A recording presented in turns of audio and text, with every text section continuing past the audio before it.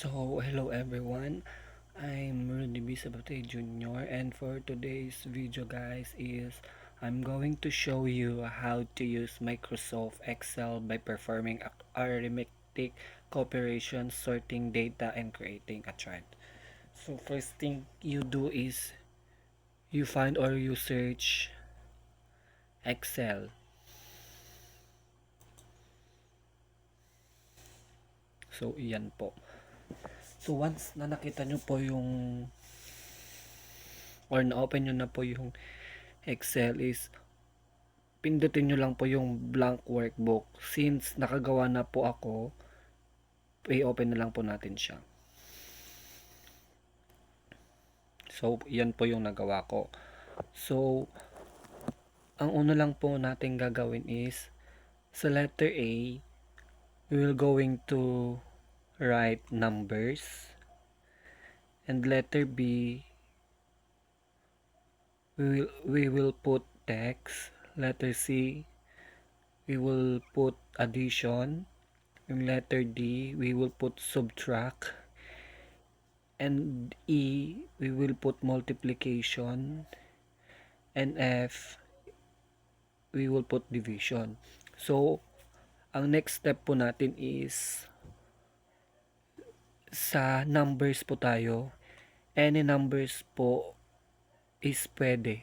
So, ang nilagay ko pong numbers is 5, 10, 15, 20, 25, 30, 35, 40, 45, 50.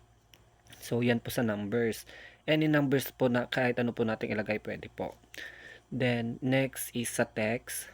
So, kahit ano po yan, paper, kahit anong word po na ilagay natin. Example, paper, shorts, sack, pencil, shoes, shirts, ball, coupon, belt, shades. Then, next, in addition po, is mag-add lang po tayo ng 15. So, 5 plus 15 is equals to 20. Then, 10 plus 15 is equals to 25. So, ganun lang po. May ipa-plus lang po natin siya sa 15. Then, sa subtraction po, ang gagawin lang po natin is we will subtract into 10. So, sa 5 po, 5 minus 10 equals negative 5. So, the next 10 minus 10 is equal to 0. So, ganun lang po yan. We will subtract lang po lahat into 10. So, pag na-subtract na po natin to lahat, ito na po yung kakalabasan ng resulta po pag na-subtract natin into 10. Then, pagkatapos na po natin na-subtract, we will going to multiply into 3. Like example, 5 times 3 is equals to 15. Then, 10 times 3 is equals to 30. Then, 15 times 3 is equals to 45. Then, next is 20 times 3 is equals to 60. Parang ganun po. 25 times 3, 75.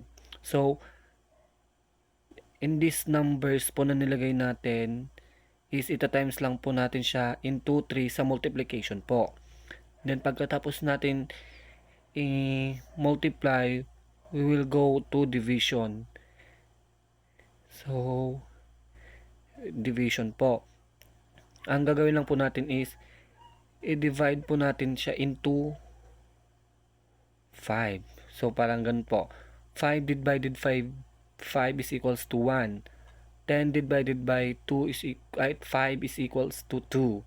Then, 15 divided by 5 is equals to 3. So, lahat po yan, itong number po na ito is we will going to divide into 3. Then, ito na po yung kakalabasan. So, yan na po.